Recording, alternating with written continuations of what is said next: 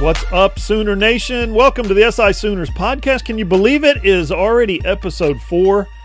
Lots and lots and lots to get to today, including what we think Oklahoma's 2020 schedule will look like. I mean, we do finally have a little bit of clarity.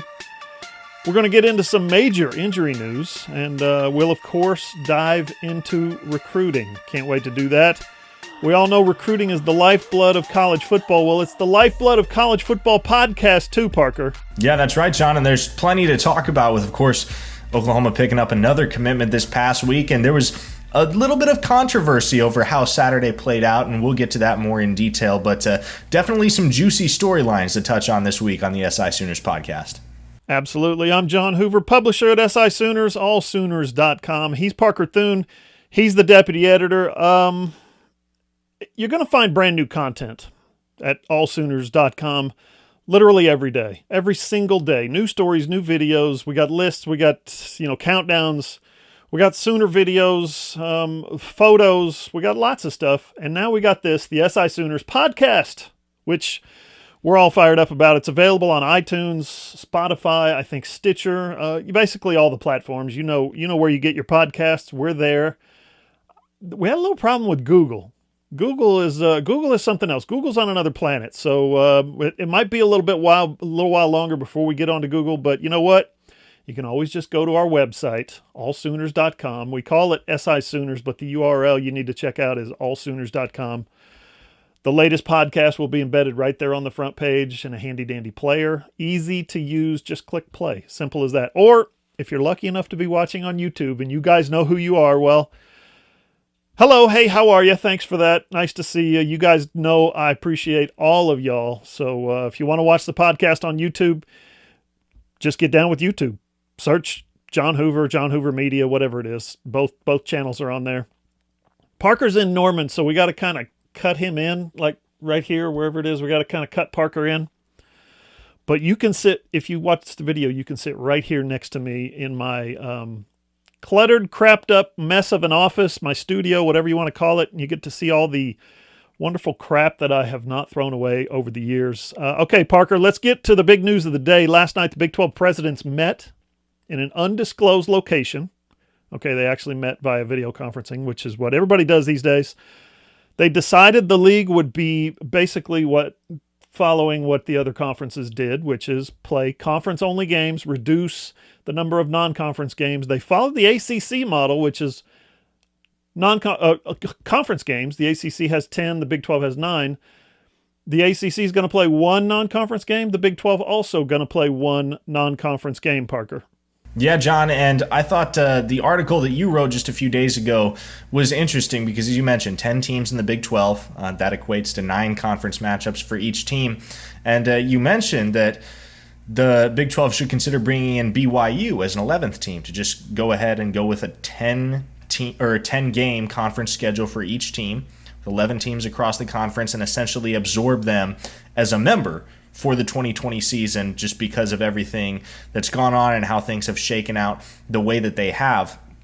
But, John, the decision on the Big 12's part is not that surprising. I think the 9+1 model was what we were expecting the outcome to be. However, it has created a lot of questions for Oklahoma in particular because, of course, John, Joe Castiglione fought long and hard to get that Missouri State game moved up from September 5th to August 29th. And now we don't know when the Big 12's start date is going to be for conference play, but if it's the 26th, the Sooners are certainly not going to play on August 29th and then observe 3 open dates and wait 4 weeks to play their next football game.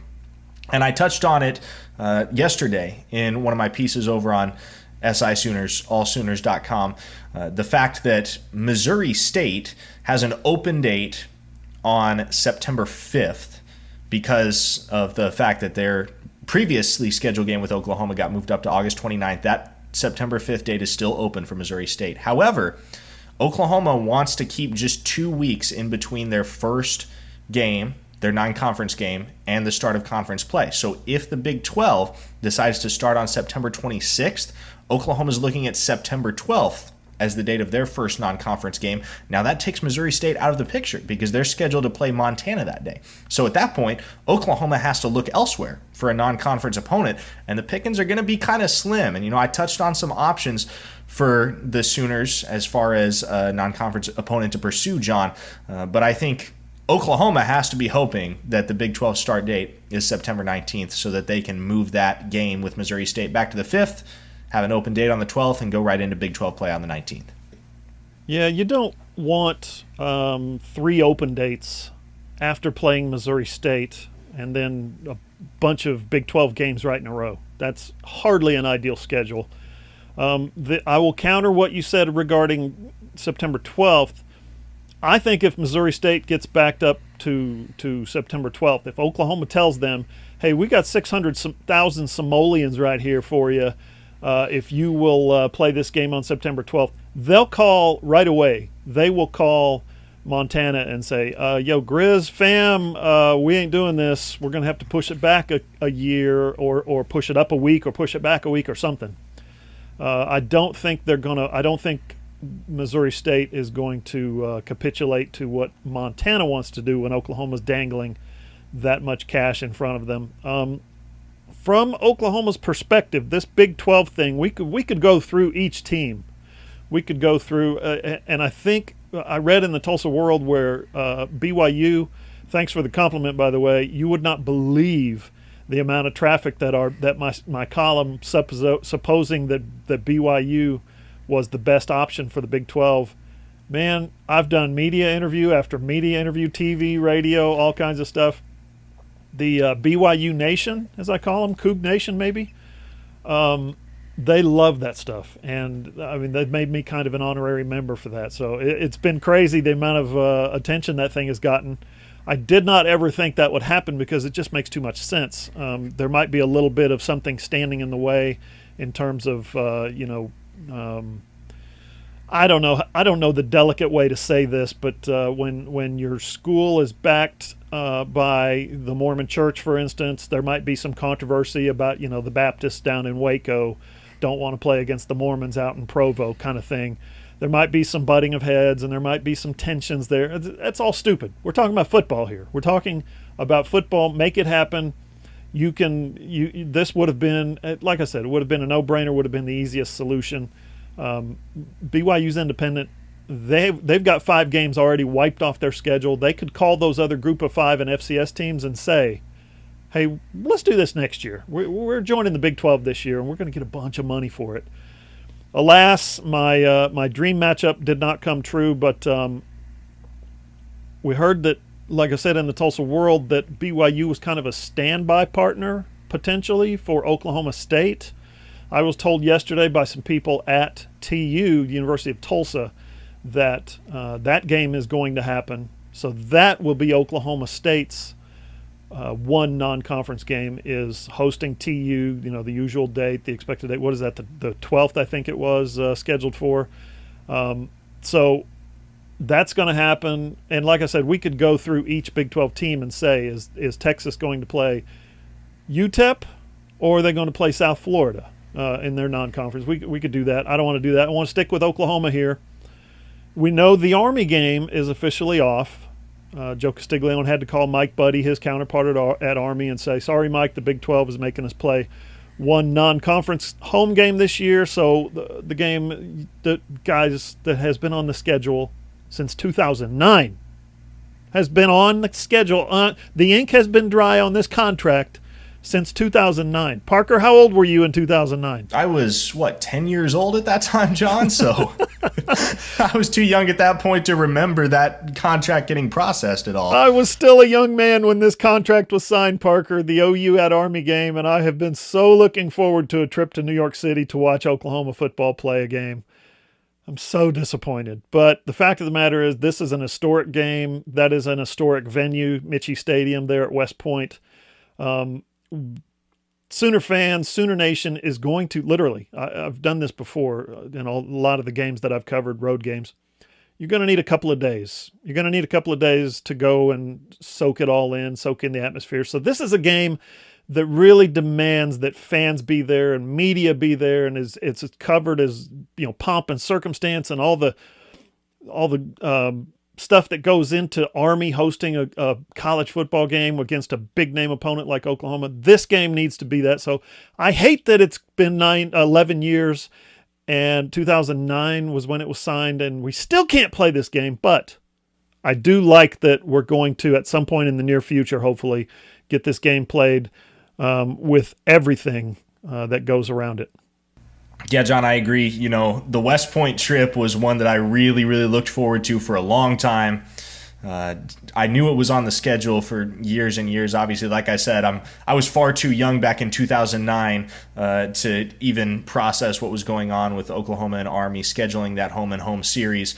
But this is definitely a game that I've been aware of and been looking forward to for a long time. And you hit the nail on the head. It's the kind of thing and it's the kind of experience, not just for the Sooners, but for the Oklahoma fan base as a whole, that needs to be played in all its glory. And that's just not possible here in 2020. And that's okay.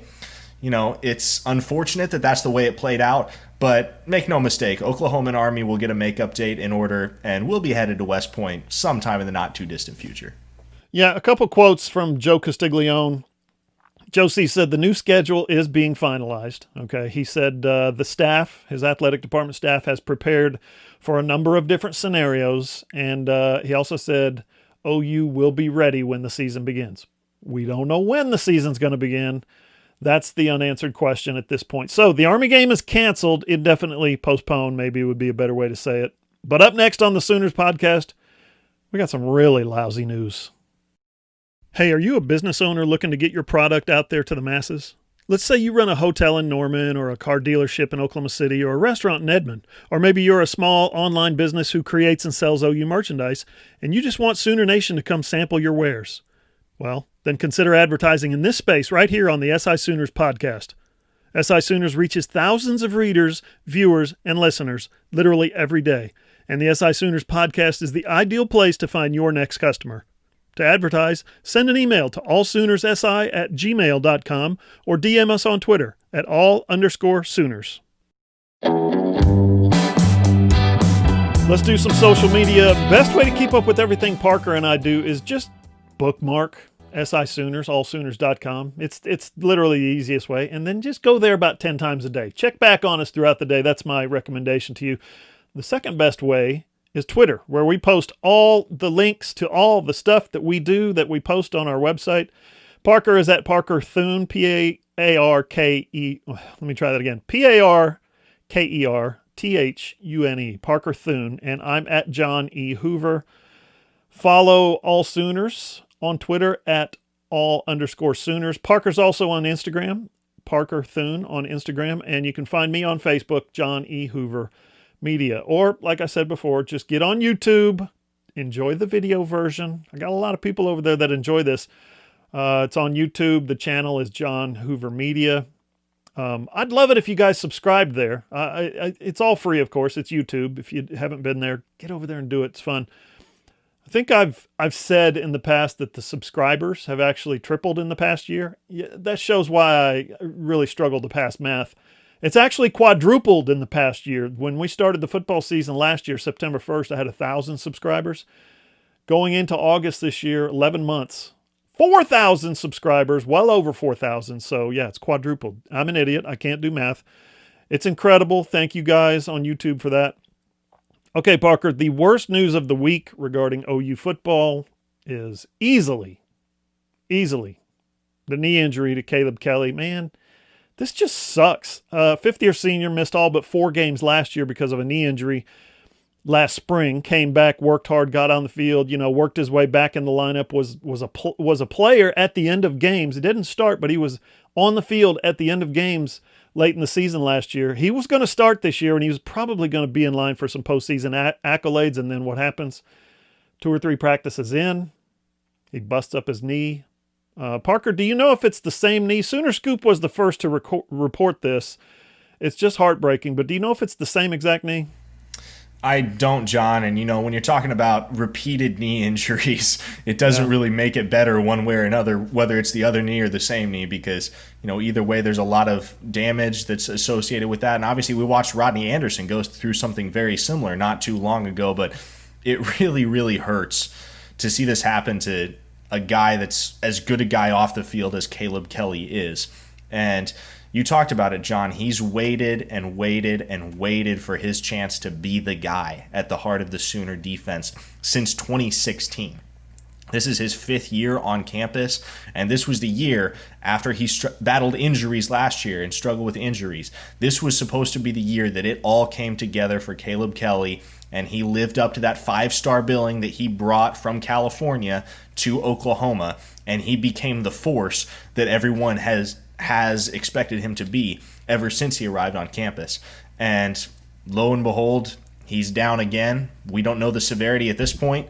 There's a lot of details that we still need to learn before we prognosticate any further, but we know it's significant, we know it's serious, and we know that one way or another, Caleb Kelly is going to miss a good deal of time. And I mean, as I tweeted yesterday, John, I really, really hope for his sake that he's able to obtain a medical hardship waiver from the NCAA and come back again in 2021, because this is just quite frankly something that he doesn't deserve with everything that he's been through. And he's waited a long time for his shot to be the one and kind of command the Sooner defense from that linebacker position.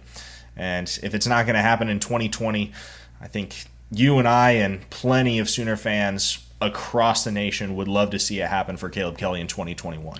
Absolutely. And if I would suppose that rehabbing 2 knee injuries during your 5 years, 6 years in college would be a damn difficult thing to do. Would be, emotionally taxing, draining. I remember talking to Jason White about it several times. He just gets so down, when he's in rehab, when he's in there by himself, when he's in there breaking his back to get his knee right.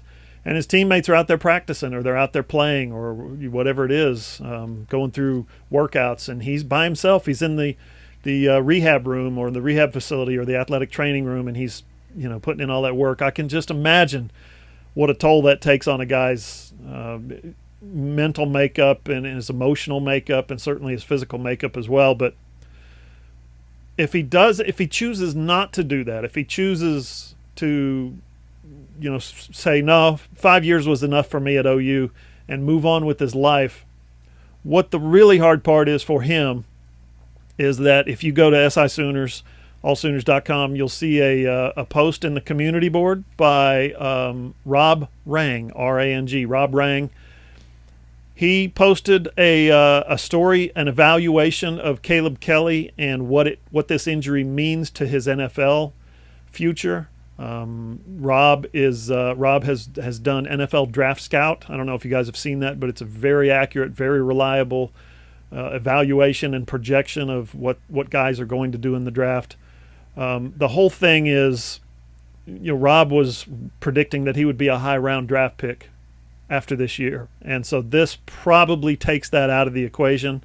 He's probably going to have to go the Rodney Anderson route, as you mentioned, 2 significant injuries later in his career. I guess Rodney had his earlier in his career, but let's talk about the other linebackers, Parker. I don't know if you remember the position previews that we did in the summer. I had the linebacker position being one of overall talent and experience and depth. But when you lose a guy like Caleb Kelly, you take somebody like that with that kind of talent, playmaking ability, experience off the board, take him out of the equation, and suddenly all those attributes of your linebacker position start to take a little bit of a hit.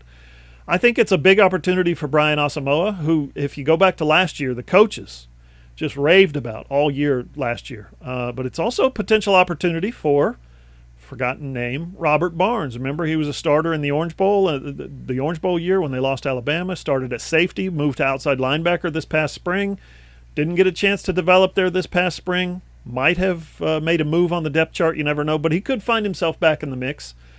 You might see another senior, Jon-Michael Terry, slide over from either the rush linebacker spot, where he was supposed to be battling with Nick Bonito, I think, or possibly the middle linebacker spot, where I think he was probably going to back up to Sean White. So Jon-Michael Terry now might have an opportunity.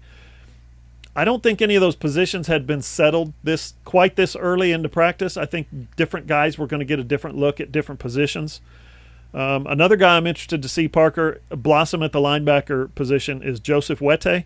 He's 6'4", 225, and with that kind of frame, you think he'd be a real asset at the rush linebacker spot. But the fact is, there's an opening now at weak side backer, and I think Wette has the tools, the physical, mental makeup to slide over to the weak side and compete with Barnes and Asamoah at the weak side linebacker. Yeah, John, and I mean, you said it. The Sooners have a logjam at the linebacker position, and obviously you never want to gloss over the hardship and the turmoil that a guy like Caleb Kelly has endured. But at the same time, if there was going to be a position group within that Sooner defense that was going to be afflicted by the injury bug, the linebacking core, I think, is the most equipped to handle it, just because they have so many talented players at both the middle linebacker and the outside linebacker position. I mean, you mentioned a ton of names: Wette, Bonito, Deshaun White. One guy you didn't mention is David Ugwoegbu and Marcus Stripling as well, two guys that have seen time at both defensive end and linebacker. I think Nick Bonito, obviously, as a redshirt freshman last year, played tremendous football. And there's just so many guys that can slot in at so many different places, and guys that have a lot of versatility. And so I think the Sooners are going to be fine when it comes to their linebacking core. Barnes and Jon-Michael Terry as well, experienced guys that while they have struggled with injuries and haven't seen the field as regularly as I think they would have liked over their 10 years in the Sooner uniform, they do bring a lot of consistency and a lot of experience to the table. So I think Oklahoma's going to be just fine. That doesn't take away the sting of losing a guy like Kelly, though, especially with as much of a leader as he was in the locker room and on the field for the Sooners, or was expected to be come this 2020 season. Yeah, and a guy who made the what is it? The Allstate, I think Allstate formerly sponsored it, the AFCA Good Works team. That's 11 guys in Division I who literally do good work on the field, off the field. He's been involved in charities and benefits, and local and international. He's gone to Haiti on relief mission trips and things like that. He's gotten a broadcast career started there, where you make your roots. He's doing some TV there in the Gaylord. Help me out, Parker. What's it called? The official name is the Gaylord College of Journalism and Mass Communication. There you go. Thank you. The Gaylord College of Journalism and Mass Communication. They do a great job at OU, as well as anybody in the country, in my opinion, now. But he's gotten that career going. So that's too bad about Caleb Kelly. You know who else was injured, reportedly? Suffered an injury this week? Tanner Mordecai. Yeah, I mean, Sooner Scoop, again, credit to them. They've got the source on the team there that reported that he went down with an undisclosed injury. In the short term, Tanner won't be back just right away, but it's apparently an injury that will not need surgery. Only a big injury to someone like Caleb Kelly, seriously, could cast a shadow on the OU injury quarterback position. That's how big this is. Listen, Spencer Rattler was going to win the job anyway. I think that's probably a presumption on the part of the public. I've stood up for Tanner Mordecai in the past and said he's a guy that when he gets backed into a corner, he's going to thrive. He's going to perform. But now, listen, if Mordecai can't even compete for the job, Parker, I mean, it's over. Spencer Rattler was preseason Big 12 Newcomer of the Year. I think that's a lot closer to happening now. What happens, though, Parker, if there's an injury? They get into the first game and it's 58-0 against Missouri State. Let's just assume that game happens, and it's the first half, because Missouri State was really bad last year, 1-10, I think, 1-11. What happens if Spencer Rattler gets hurt? Yeah, I mean, obviously that's not a fun scenario to hypothesize about, John, at all. But I think you forget, I mean, the Sooners have a guy third on that depth chart that didn't lose a game as a high school quarterback, had offers all over the country and chose to come to Oklahoma. in essentially a backup role for his entire career. At least that's what the expectation was. That's obviously Tanner Schaefer. And then they've got a 4-star recruit coming in Chandler Morris, who's going to be a true freshman and likely will not see the field at all. But if push comes to shove, and that's what it really comes down to, and Mordecai is down and Rattler's down, the Sooners are going to be fine. They're in serviceable hands, and you don't wish that upon anybody. And obviously Spencer Rattler is by far the most gifted passer in that OU quarterback room. But they've got what they need to get by should Rattler go down, I do believe. Certainly enough to get by in the second half against Missouri State. In the Big 12 Conference, I would have my doubts for sure when you start rolling walk-ons and true freshman quarterbacks out there. Apparently there's some other possible injury news coming out about Justin Harrington. We haven't heard anything official yet, but we'll see. The junior college defensive back, who I think I said last week on this very podcast, I predicted that he would be competing for a starting role immediately. Well, listen, we're not reporting anything right here just yet. There's obviously lots of talk out there about Justin needing what some would probably consider some work, I guess, some maintenance on one of his knees, some kind of a cleanup procedure.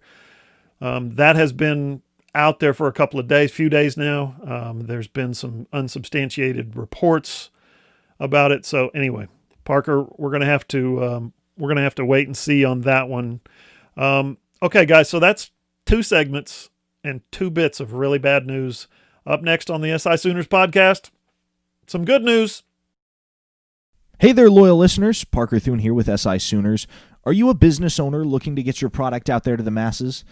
Let's say you run a hotel in Norman, or a car dealership in Oklahoma City, or a restaurant in Edmond, or maybe you're just a small online business who creates and sells OU merchandise, and you want Sooner Nation to come sample your wares.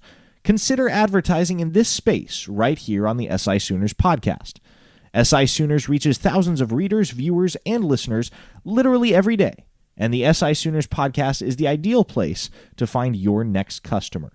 To advertise, send an email to allsoonerssi@gmail.com or send us a direct message on Twitter at @all_Sooners.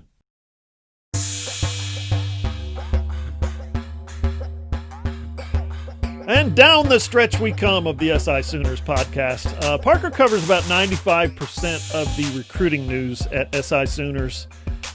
I cover the other 5%. I do the best I can. Parker does an amazing job. Parker, you were pretty busy last week. You had a big verbal commitment for the Sooners, and you told Damon Harmon's story really before anyone. And kudos to you for that. That was amazing.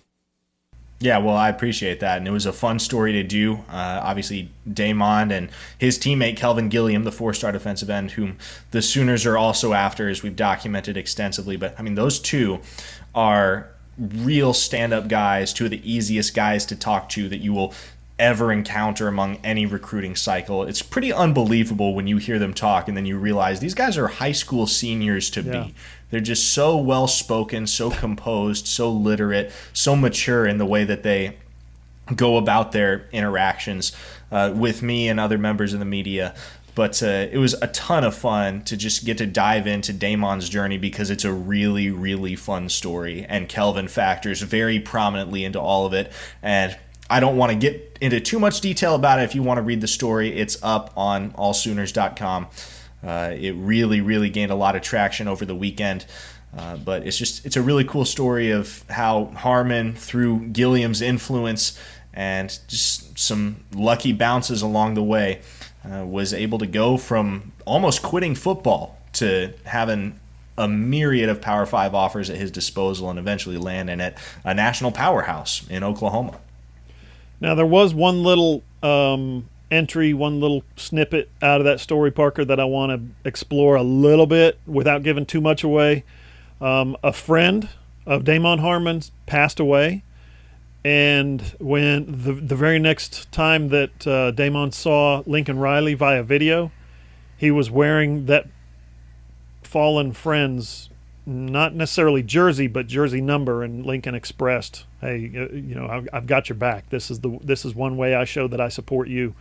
I mean, we're going to get to this here in a second. The SI Today cover story about Lincoln Riley, but that just really underscores how he connects, I think, Lincoln Riley with his players. Yeah, and it's the little things. And there have been so many recruits all across the board, and even guys that didn't choose to commit to OU that I've talked to in this 2021 class that speak so highly of the immense detail that Riley and the Sooner staff take to make these virtual visits hospitable and memorable for them. And I think it really speaks to the fact that Oklahoma is a step ahead in the recruiting game in a lot of ways. And I think a lot of athletic departments are going to start to model the way that they do business after Lincoln Riley and the Sooners, because it's clearly working, and it's going to continue to work as we get into the months of August and September and beyond. Yeah, I think that's well said. And from the film you've seen, Parker, from the people maybe you've talked to about Damon Harmon, what do you expect from Harmon? What kind of player is Oklahoma getting when he gets here in 2021? I love Harmon, John. I really do. And he's one of those guys, you can tell he plays with a chip on his shoulder.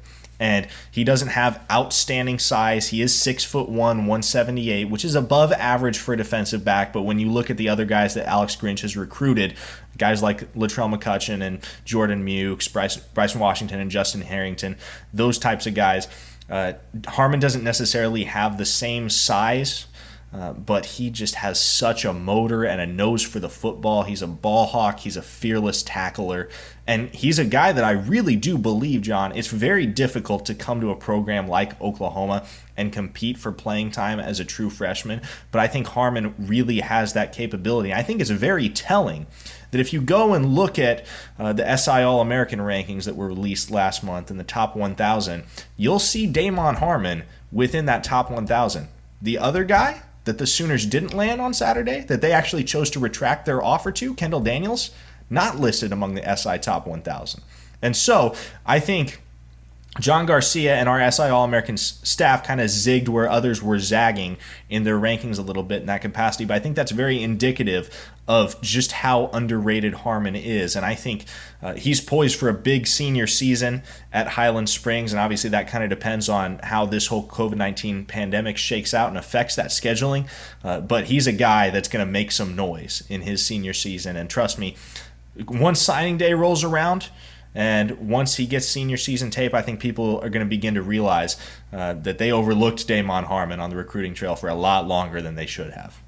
Mm-hmm. Listen, I'm glad you brought up Kendall Daniels. I was going to go there next.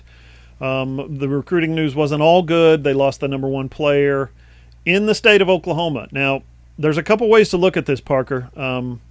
They lost the number one player in the state of Oklahoma. That's technically correct. They did offer Kendall Daniels from Beggs, right down the road from me, about 30 miles south of Tulsa. He ended up going to Texas A&M. So that tells you, yeah, technically they offered him. He didn't come. Okay, so they lost him. That's correct. That's not incorrect. That's not inaccurate to say that. However, to suggest that OU didn't lose him, I think, is a little disingenuous, because that suggests that they never wanted him. I think that's not right. I think they did want him. In this case, there's been lots of talk, obviously, about Daniels, Oklahoma, and Clemson and other schools wanting him as a linebacker because he apparently doesn't have the elite defensive back speed. I don't know that. I've never held a stopwatch, a chronometer to time his 40. So I don't know what his 40 time is, but if college coaches and recruiters are saying, nah, he ain't fast enough to play DB, we want him as a linebacker, and Texas A&M offers him as a DB and he goes to Texas A&M, we're going to have to wait and see how that pans out. Again, he's in the 2021 class, so it's going to be a couple years before we know. Parker, the fact is OU did want him at one point, and he went somewhere else, but he told the Oklahoman that on Saturday, the day he committed to the Aggies, that OU called about 10 days before and rescinded the offer, pulled it back. So in other words, technically, legally, formally, OU didn't offer him because they didn't wait until that August 1st deadline that NCAA mandated you can't offer a junior or a rising senior a scholarship until August 1st or after. Well, when August 1st rolled around, OU didn't offer him. So technically they didn't offer him. I mean, it's a tangled mess, but and you can call it semantics, but call it is what it is. Josh Proctor got out of Owasso and went to Ohio State. Dax Hill got out of Booker T, and he went to Michigan. Parker, I know OU wanted both of those guys, frontline players. They probably were in a little bit late to be able to get them. But, Parker, I got to ask you, does Kendall Daniels going to Texas A&M feel anything like those guys leaving the state of Oklahoma?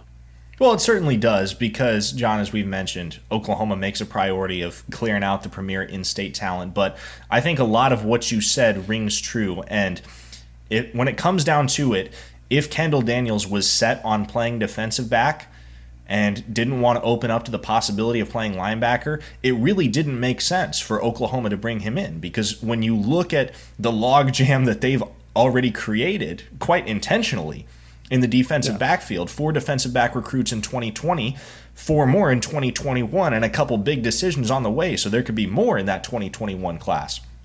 But if Kendall Daniels was set on playing defensive back, the Sooners just didn't have any room. And they certainly could have used him at linebacker. He is athletic. He doesn't have top-end speed.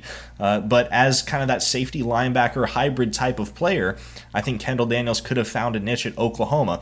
But if it was the kind of thing where he wasn't willing to open himself up to Oklahoma's vision for him as a defender, which it sounds like that was the case, I don't have an issue with Oklahoma pulling back the offer, and I think in the long run it serves them best because they got Damon Harmon, they got the guy that they've been after. They've also got McCutcheon, they've got Mukes, they've got Caleb Johnson in the wings, and they're going to be just fine. Kendall Daniels wasn't a make or break prospect in Oklahoma's eyes, and I think everybody came to realize that when they found out that Oklahoma had actually withdrawn his offer. I think that's probably right. A good example of a young player trusting the coaching staff. Now, I think the circumstances are a little different because Kendall Daniels finished his junior year in high school, going into his senior year. He's still being recruited. In this particular case, though, Kenneth Murray was a guy who came to Oklahoma to play rush linebacker, to play outside linebacker. When he got here, because of the injury to Jon-Michael Terry, they moved him to middle linebacker. He bought in to what the coaches saw for him, played middle linebacker for 3 years, became an outstanding college linebacker by the time he was a junior, and was a first-round draft pick. I mean, at some point you have to evaluate what the coaching staff has done, what decisions they've made, what moves they've made, and how they've performed, elevating and evaluating certain players and prospects and developing them and then moving them on to the next level. In this case, in Kenneth Murray's case, is a good example of he didn't see himself playing middle linebacker, but guess what? In the NFL, he's probably going to be a middle linebacker. Parker, you mentioned Kelvin Gilliam. I've thought he's going to be a Sooner all along, especially now with Damon Harmon committing. You predicted it that he's going to be a Sooner, but you seem to be giving off a little bit different vibe these days. What's going on? Yeah, John, it's an interesting case because I was sold on Gilliam to the Sooners for the longest time. Ever before I knew that Harmon was as set on Oklahoma as he was, it seemed that Gilliam was all the more convinced that Norman was the destination for him. It seems to me that that's changed over the last 3 weeks, month or so, and I can't quantify exactly why that is, that his mind has changed or that he's waffling on the decision at all. But here's what I know. When I talked to him last week, he was very emphatic that Damon Harmon's commitment to Oklahoma does not mean he's going there, and that they don't have a pact or anything, and that he's not going to follow Harmon strictly because they've been friends since 5th grade. And I think when you saw Caleb Williams' blog come out on Monday morning on SI All-American, he also went ahead and offered some caution that, hey, Kelvin Gilliam might not be coming. He didn't say that explicitly, but that was strongly implied when he referenced Gilliam in his blog. And so, obviously, he commits on August 22nd, so there will be more updates to this whole saga. And there's absolutely no reason why, with Caleb Williams and Damon Harmon, 2 of Gilliam's closest friends, now Norman bound, that they couldn't talk him into joining them. However, right now, I get the sense that he's less sold on Oklahoma than he was when we talked 2-3 months back at the very beginning of the quarantine and the very beginning of when all these offers started to roll in and the recruitment process started to ramp up for him. So I'm not taking anything to the bank yet. As I told you a couple weeks ago, my gut is that he comes to Oklahoma. I don't know if my gut is still that he comes to Oklahoma based on what's gone on. But obviously, if you take a look at my weekend recruiting notes, I'll have a prediction for where Gilliam lands. If not this weekend, definitely the next. And we'll see how it shakes out. Penn State? Penn State and South Carolina, I think, are the two schools that are a lot more of a consideration now for him than they were, for a while. It seemed like it was OU and then it was everybody else, but I think the Nittany Lions as well as the Gamecocks have really been making a push for him, and I think he sees an opportunity there because both those programs are short on defensive ends in their 2021 recruiting classes. So it may just come down to the fact that, if he goes to Penn State or he goes to South Carolina, he's going to have more of an opportunity to see the field immediately and have more of a guarantee that he's going to see the field immediately than he would if he comes to OU. We got some more sad news to talk about. Let's talk a little bit about another fallen hero. Rickey Dixon is the third former Sooner player that we've lost in, just about a week's time, a little over a week. Unbelievable. Rickey was an All-Big 8 defensive back in 1986 and 1987. First-team All-American in 1987. He still owns the school record for single-season interceptions, 9 interceptions in 87.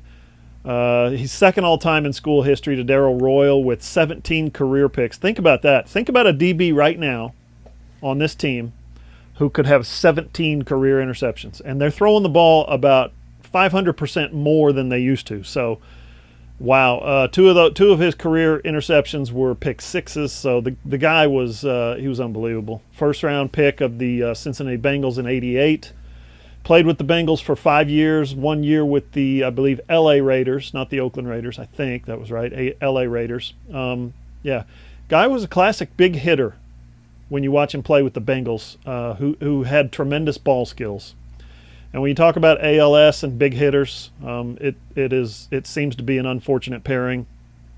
Another victim of ALS, Lou Gehrig's disease, and I'm telling you, Parker, it was just heartbreaking to check in with Rickey over the last 5 years or so and see what that disease is doing to his body. Just like with Alan Trimble, last year when he finally succumbed to ALS after a 2.5-year diagnosis.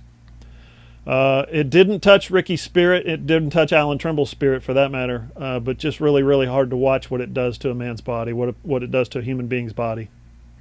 Yeah, certainly. And, keep in mind, Rickey Dixon was only 53 years old. He preceded me. I was not alive to watch him play at either the collegiate level or the professional level. That's before my time. But the reputation that he carried among Sooner Nation, not only as a player but as a person, spoke volumes for him. And you're right, it was jarring to see how a man of his comparatively young age was so stricken by the disease and just the nature of the game as it was back then and how that impacted his life and eventually led to his death. And so, as you mentioned, he was a fantastic player at the University of Oklahoma and beyond, fantastic person. And it hurts, John, to lose Rickey Dixon, especially in the immediate aftermath of the passings of Jerry Arnold and John Blake as well. Yeah, absolutely. Okay, guys, last item. Thanks for sticking with us through this thing. If you go to SI Sooners right now, allsooners.com, the lead story is a little piece I wrote about Tuesday's SI Daily cover story, which was a great story, a great piece written by Greg Bishop, senior writer at Sports Illustrated. Greg did what I think was just a really, really wonderful job. It's Sports Illustrated, and he did a great job illustrating the man that is Lincoln Riley, how Lincoln Riley basically got here. He talked to Lincoln. He talked to Lincoln's wife. He talked to some guys, some coaches that Lincoln has coached with. He's talked to some guys that have played for Lincoln, including some current players. Greg figured out that in this time of crisis, in the time of coronavirus and busted schedules and, shutdowns and social justice movements, Lincoln Riley is the ideal coach for 2020. So check that out, allsooners.com. Listen to this podcast on iTunes or Spotify or wherever you get your podcasts. Find it on our website, SISooners, allsooners.com, or just subscribe and watch the video version on YouTube. You guys know who you are. For Parker Thune, I'm John Hoover. See you next time.